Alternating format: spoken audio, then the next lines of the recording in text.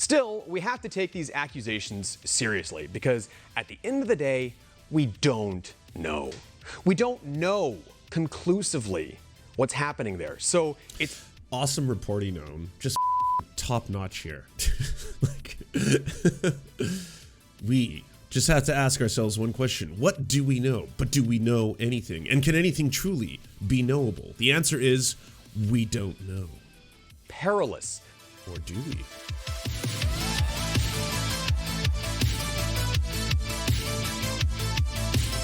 OAN host goes viral for suggesting Biden is bombing Ukrainians. Oh, curious. One American news network reported on the bombing of the maternity ward in Mariopol last week and added a commentary from Pearson Sharp, who's a foreign correspondent on the network. In the clip that has since gone viral and has been roundly rebuked on social media, Sharp claims Biden and his cronies are desperately trying to cook up more conflict to distract from the monumental failures here in America. History of conducting false flag operations. Wait, your radio, or I guess broadcaster voice is the one that I do as a parody? Hi, I'm talking like this. It's not my real voice, because no one actually talks like this. It is absurd. And whether it's starting a war, invading another country, or finding an excuse to sneak out hundreds of tons of gold bullion from a toppled Libyan dictator, the corrupt corporate media lapdogs will gladly offer up a cover story for any false flag operation Washington needs. The invasion of Iraq for totally fabricated weapons of mass destruction comes to mind. And then, as I personally investigated and exposed... By the way, you don't get to do this, conservatives and far-right conservatives. You don't get to play the whole, like, oh, well, you know, it was bad of the United States to do the Iraq invasion, and we're astute, and we're more clever than the rest now. Like, you fucking neocons were just frothing at the mouths back then, okay? The conservatives, by the way, which was the Bush administration, y'all were just like, we need to go there and just level that country to the ground. We need to bomb the ever-loving shit out of it. So you don't get to now, years later, be like, well, that was a mistake, and clearly it was because bad actors, bad faith, if you will, are trying to pull us into unjust wars.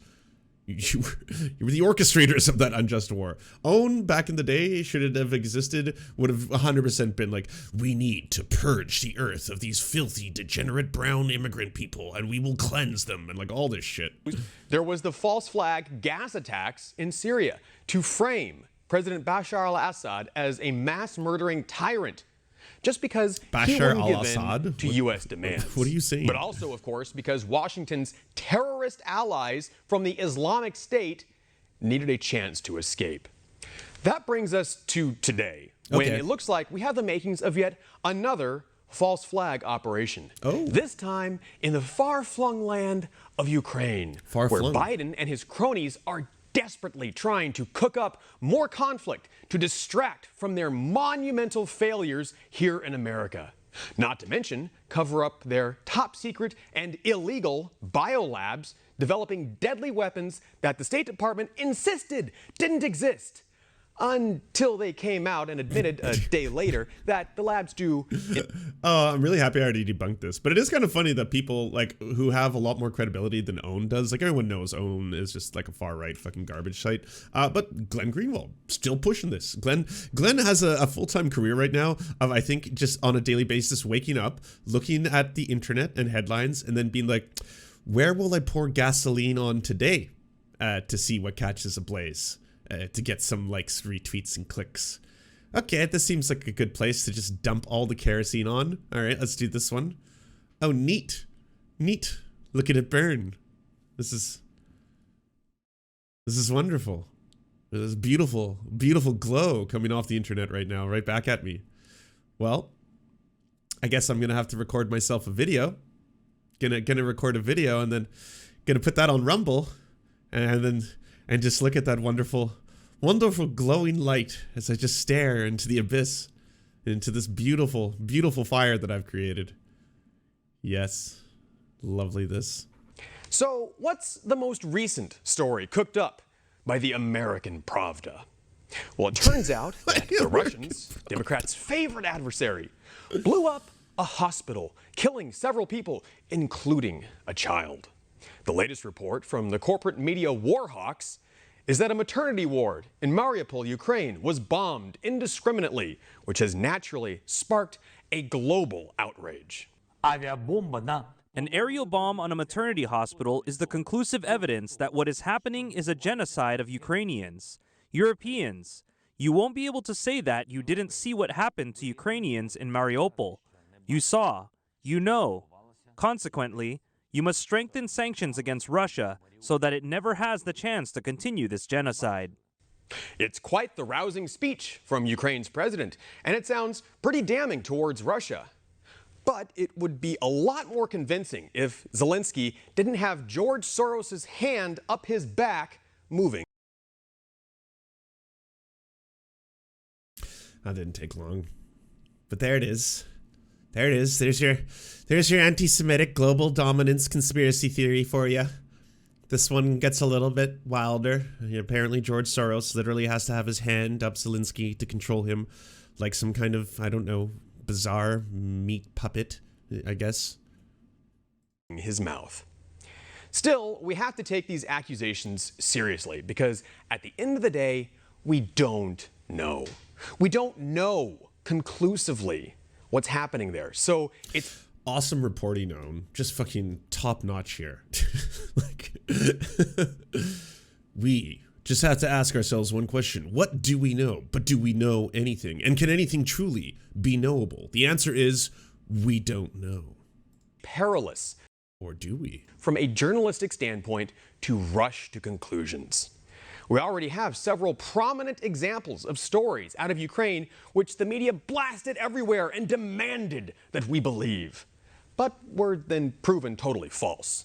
Ukrainian soldiers on Snake Island, for instance, who all died valiantly. Okay, wait, you know what's wild? I mean, as wild as everything he's saying seems, this is like echoing almost beat for beat what Infrared, what Caleb, what Jackson have all been saying for the last little while. It's like, hey, we're going to take all these crumbs of truth. You know, there have been a ton of exaggerated social media stories. We're going to Alex Jones things up a little bit. We're going to pepper in some George Soros anti-Semitic conspiracy theories, which has done, so has Jackson Hinkle. And then we're going to wrap the whole thing up in a neat little package as if, hey, because these things are falsifiable, everything is falsifiable. They haven't gone as far as saying the whole thing is a false flag attack, though. That one is going to be uniquely owned to get themselves owned, right? Fighting the Russians. But then they actually didn't die and were all alive and just surrendered. Or the famous ghost of Kiev, the heroic Ukrainian fighter pilot who shot down half a dozen Russian MiGs defending Ukraine. Even Zelensky's famous quote, "I need ammo, not a ride," is questionable at best. Despite being cited by hundreds of articles, the only evidence Zelensky said that is one unnamed U.S. official. Who cares? Not even Zelensky's office will confirm that he said it. I mean, it's a sentence. He can literally say it at any time. He can wake up tomorrow and be like, "Need ammo, not a ride," and then he said that sentence out loud. But what is the gotcha here? I don't get it. Like the other things, yes, those have been debunked and fine. You know, you're fine to call them out. There was a whole bunch of fake news stories that have been popping up in social media, especially in relation to this war. That doesn't in any way justify suddenly Putin's actions. It's like, oh, well, we did find out that these two social media stories were faked, both in the people saying that they surrendered and then got shot down, goes to Kiev. I mean, like, yet again, the media all insisted that we believe these stories as fact until they turned out not to be fact. I don't think the mainstream media promoted the Ghost of Kiev thing. To be honest, I don't know the answer to that. I know I do kind of just media analysis and Laffy Daffy as a job. But when we were talking about the Ghost of Kiev, I don't know if that was a very online thing or if like Rachel Maddow and MSNBC was just straight up like, tonight we have an incredible story that is going to bring you to tears and we are ready. I mean, I can definitely blame them for sexualizing the fuck out of Zelensky. Super weird behavior. Bad. Stop that. Dude, like this is just utterly absurd. I mean, people do that for Putin too. There's this weird thing where it's just like, ooh, global leaders involved in war times. Now we got to be all like, ooh, slurpy slurp, thirsty. Yeah. What are you doing? You know? Or check marks who are tweeting out like, I can't wait to see who plays. Jeremy Renner should be Zelensky in the upcoming movie. It's not a fucking movie. Fucking bombing hospitals. People are dying. It's the same story with the hospital in Mariupol. There are numerous reports that the hospital was actually abandoned, that there were no patients inside. Fact check. Claim that Sam Hyde is the ghost of Kiev is a hoax? What? Oh man, USA Today. How much money did you spend figuring this out? The claim, Samuel Hyde is the ghost of Kiev. After Russia's invasion of Ukraine began February 24th, rumors circulated online that a mysterious Ukrainian pilot dubbed the Ghost of Kiev single-handedly took down 6 Russian jets. The story and identity of the pilot hasn't been verified, according to an independent fact-checking organization, but social media users claim an American comedian is the man behind the myth. A Facebook post shared February 25th shows the photo of a man in military uniforms sitting in an aircraft. Ukrainian fighter ace known as the Ghost of Kiev. His real name is Samuel Hyde. He's a 36-year-old who identifies as a MiG-29 pilot accredited with downing 6 Russian jets. Images altered to show Hyde. Oh, they were altered. You don't say, USA Today. Our rating, false. Good job. Good fact checking. Good fact checking. I mean, I could have saved you the time because actually Sam Hyde was responsible for 9/11, so it wouldn't have made sense that he was also responsible for this. You can't. You're getting your timelines confused. That's all I'll say. That's because, and this is according to locals and even hospital staff, the hospital was actually cleared out weeks ago and was being used as a base of operations for the Ukrainian military. In fact, the son of a hospital employee said at the end of February, the Ukrainian military dispersed the hospital staff and set up firing points inside the building. A point which Russia's foreign minister Sergei Lavrov repeated when grilled by an uppity journalist from CNBC. Regarding the maternity hospital, this is not the first time we have seen pathetic outcries concerning so-called atrocities by the Russian armed forces. On the 7th March, 3 days ago, or the 6th or 7th, I don't remember exactly, at the UN Security Council, our delegation presented facts that this maternity hospital had long since been captured by the Azov battalion and other radical factions, from where all expectant mothers, all nurses, and all personnel had been kicked out. This was a base of the ultra-radical Azov battalion. I like that the proof is basically the Russian spin doctor. It's like, hey, by the way, here's our very deep and concerned reporting from OAN. These facts were presented 3 days ago, so you can make your own conclusions about the methods used to manipulate public opinion across the world. Well, that's certainly interesting. And when we have clear examples... That's certainly interesting. Well, I mean, the state propagandist who just said something out loud, I guess, should be taken as complete and utter fact. So there's that. Of our own leaders lying to us just days ago. Then we have no choice but to consider alternative sources of information. Let's hear what the Russian envoy... Sure. Okay. Let's look at a what I would say is a non-U.S. unbiased source in this. How about Al Jazeera? Comes straight from Qatar. Russian-Ukraine news.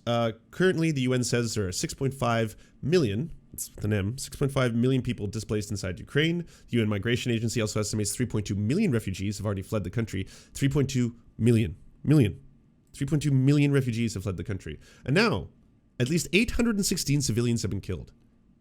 It's a lot of fucking civilians. This is all horrifying and tragic. You don't need to be like, well, I mean, you know, the Ghost of Kiev, that was apparently a simulation, so can we trust anything? Has anyone actually been hurt in this conflict? Does anyone died? They're bombing cities. They're like, you can see it with your eyeballs. You can use your, like this, OAN. The fuck? To the UN had to say. Locals, inhabitants have said that they forced out the staff of a maternity clinic and then put a firing site in that clinic. Even if that's not true, it's worth investigating. How many times has Washington and the corporate media scrambled to promote a specific narrative? By the way, everybody, it is not wrong at all to be to employ critical thinking, to be a critical thinker, to use your faculties and to call into question the narratives of mainstream media. It's a little at this point kind of tongue in cheek, you know. I think Jimmy Dore effectively ruined manufacturing consent just as an expression. And Aaron Mate, you're not far behind. But like, you know, you can posture and pretend you're clever, like, oh, I don't believe in the mainstream media. No, I got alternative alternative news sources like Infowars.com. So it's totally fine to be critical, of the prevailing narratives. Please do your best to find and disseminate information, discover where the truth lies. You will find that there's an overwhelming amount of shit that is poured onto you. That doesn't mean that you should go in the opposite direction. You're not like, for these people, for OAN to be like, by the way, the mainstream media and the U.S. State Department, they lie to you. It's like, okay, that is true. So what's next? It's like, but we don't. And that's why we're going to use Russian state media as our source in all things. And then you're like, whoa, no, you're doing the same thing, but just in the exact opposite direction. That you're not fixing anything. You're just having the exact same problem. It's just going in. Okay. All right. There we are. Do you enjoy the Serfs but prefer not to have to use your eyeballs? Many are saying this. Well, we've got the solution for you. It's the Serf Times in podcast form. Available on most major podcasting networks now. If you enjoy it, please consider leaving a good review and feedback because it really helps the show out, apparently, and it's free, just like the podcast. To our gods, Xander Corvus and Peyton L. Just, we are prepared to conduct many a human sacrifices in your honor. To our monarch, Tom Spiker, we are but your humble yet incompetent jesters, trying in vain to bring some levity into your life. To our Lord, Trevor R., we give you thanks for this meager plot of land for us to toil away our pathetic existence.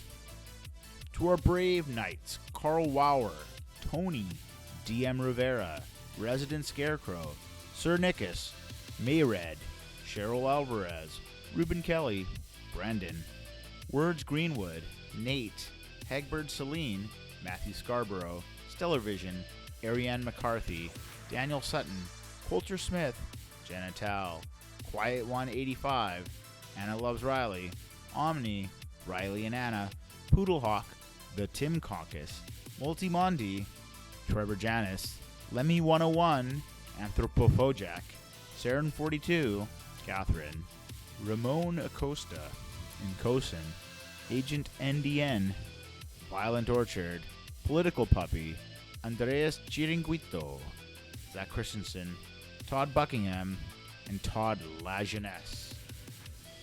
We salute our mighty heroes off to conquest some bread in some far-off land.